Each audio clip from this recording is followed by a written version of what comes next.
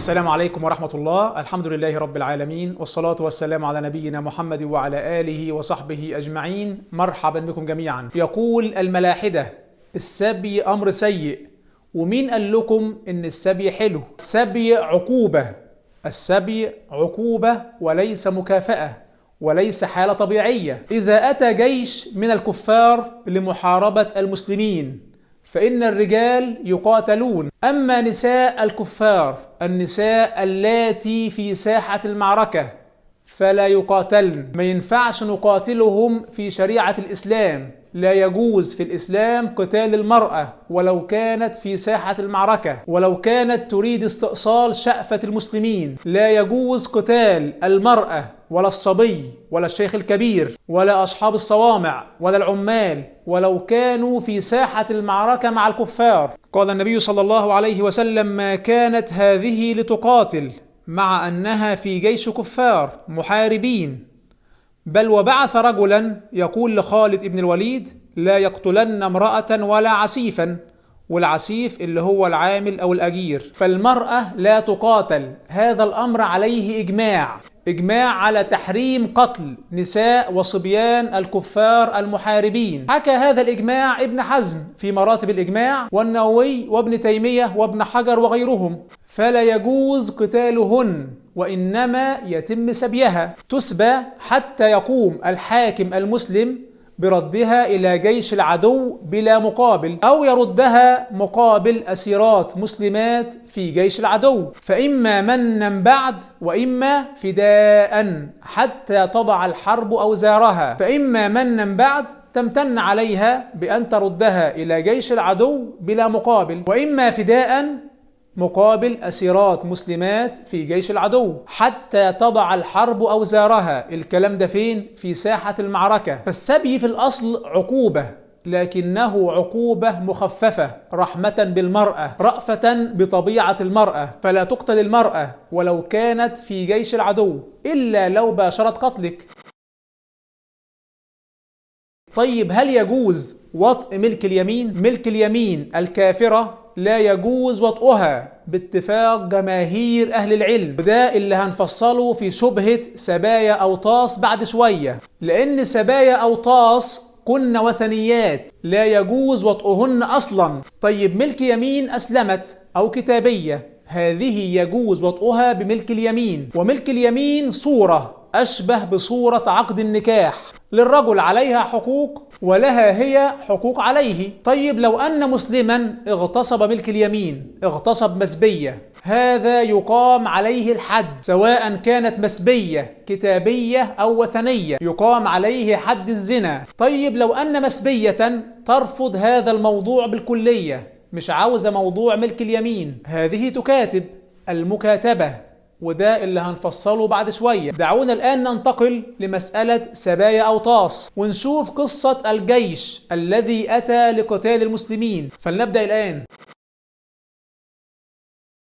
السلام عليكم. مسألة السبايا والرق وملك اليمين أنا ناقشتها في حلقة نسف شبهة السبي، والحلقة دي هتلاقوها في أول رابط في وصف الفيديو. لكن النهاردة أنا عاوز أتكلم بالتحديد عن شبهة سبايا أوطاس، لأنها شبهة منتشرة بين الملاحدة. أول القصة أن مالك بن عوف سير جيشا لمحاربة المسلمين. الكلام ده كان في عام 8 هجرية. أدى هذا الأمر إلى غزوة حنين. انتصر المسلمون على مالك بن عوف وأسروا نساء المشركين. وهنا تأتي شبهة الملاحدة: كيف يجوز وطئ نساء المشركين بملك اليمين؟ والجواب: ما أبيح وطئهن إلا بعد إسلامهن، لم يجوز هذا الأمر إلا بعد أن أسلمن. فالمرأة المشركة باتفاق جماهير أهل العلم، مالك وأبو حنيفة والشافعي وأحمد، لا يجوز وطئها. قال ابن قدامة في المغني أن من حرم نكاح حرائرهم لا يباح وطئ السبايا بملك اليمين. وقال ابن عبد البر: على هذا جماهير فقهاء الأمصار وجمهور العلماء، وما خالفه فشذوذ. لا يجوز وطئ المشركة بملك اليمين طالما بقيت على شركها، هذا باتفاق جماهير أهل العلم الأئمة الأربعة على ذلك، وما خالفه فشذوذ. فسبايا أو طاس لو بقين على شركهن ما جاز وطئهن، ما كانش هيجوز الاقتراب منهن. وهذا أيضا جواب لمن يظن أن الأمر شهوة. لو كان الأمر مجرد شهوة ما حرم وطئ المشركة، بل إذا قام أحد المسلمين باغتصاب مسبية، باغتصاب امرأة مسبية، سواء كانت هذه المسبية مشركة أو غير مشركة، أقيم عليه حد الزنا. وأما القول بإسلامهن، بإسلام سبايا أو طاس، فقد ذكره النووي في شرح صحيح مسلم، لكنهم لا يقرؤون. طارح الشبهة لا يقرأ للأسف. قال النووي رحمه الله: اعلم أن مذهب الشافعي ومن قال بقوله من العلماء أن المسبية من عباد الأوثان الذين لا كتاب لهم لا يحل وطئها بملك اليمين حتى تسلم، فما دامت على دينها فهي محرمة. وهؤلاء المسبيات كن من مشركي العرب عباد الأوثان، فيؤول هذا الحديث على أنهن أسلمن، وهذا التأويل لا بد منه، لا بد أنهن أسلمن وإلا ما جاز وطئهن. طيب لو أن امرأة ترفض هذا الأمر، ترفض هذا الموضوع بالكلية، الرق وملك اليمين والسبي وغير ذلك، هذه المرأة سواء كانت كتابية أو غير كتابية أو وثنية أو أسلمت وهي في السبي، ماذا تفعل؟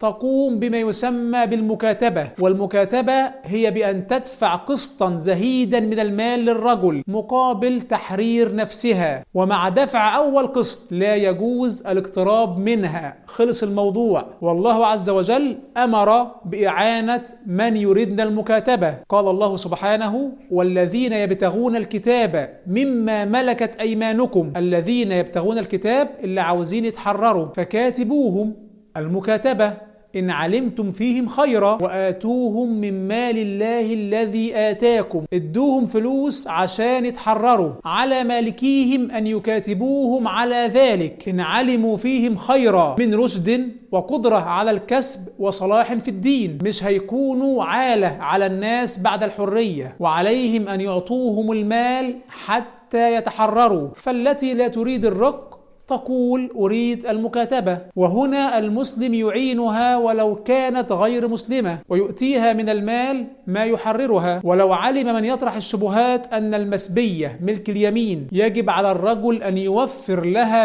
بيتا مستقلا كالزوجة، كما قال الأحناف: الرجل مكلف أن ينفق عليها وأن يطعمها مما يأكل وألا يؤذيها. قال النبي صلى الله عليه وسلم: إن إخوانكم خولكم جعلهم الله تحت أيديكم، فمن كان أخوه تحت يده فليطعمه مما يأكل وليلبسه مما يلبس، ولا تكلفوهم ما يغلبهم، فإن كلفتموهم ما يغلبهم فأعينوهم.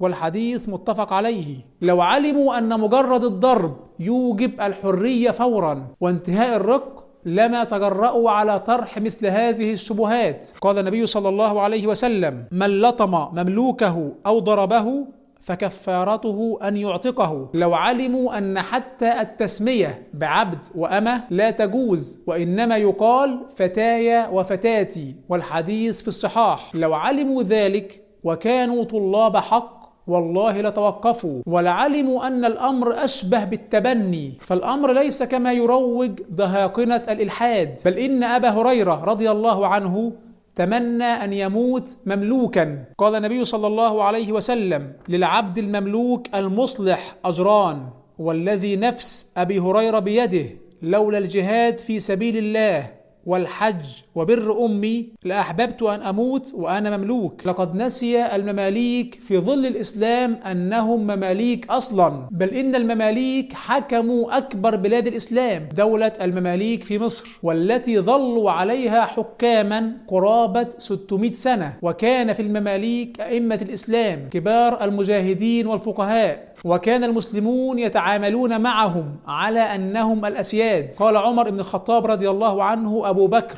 سيدنا وأعتق سيدنا، يقصد بلال بن رباح. هذا ما في مسألة السبي بصفة عامة. والسبي في الأصل لا يكون إلا من ساحة المعركة، وما أبيح إلا لأن المرأة لا يجوز قتلها ولو أتت في جيش العدو، وما يجوز وطئ المشركات بملك اليمين حتى يسلمن، وإذا أردنا الحرية سواء مشركات أو غيرهن تكاتب. هذا ما في مسألة السبي وسبايا أوطاس. صدقوني ليست مشكلة من يطرح مثل هذه الأسئلة، ليست مشكلتهم مع الشبهات، وإنما في الواقع مشكلتهم أن الدين ليس على هواهم. لو كان الأمر شبهات والله يجدون الرد والقلب يطمئن بمجرد البحث، لكن الأمر له أبعاد أعمق في النفس، أبعاد هم يعرفونها من أنفسهم، نسأل الله أن يهديهم. طبعا قضية السبي ولماذا يوجد سبي أصلا وموانع السبي وغير ذلك أنا فصلتها في حلقة مستقلة كما قلت في أول رابط في وصف الفيديو، فاستمعوا لها.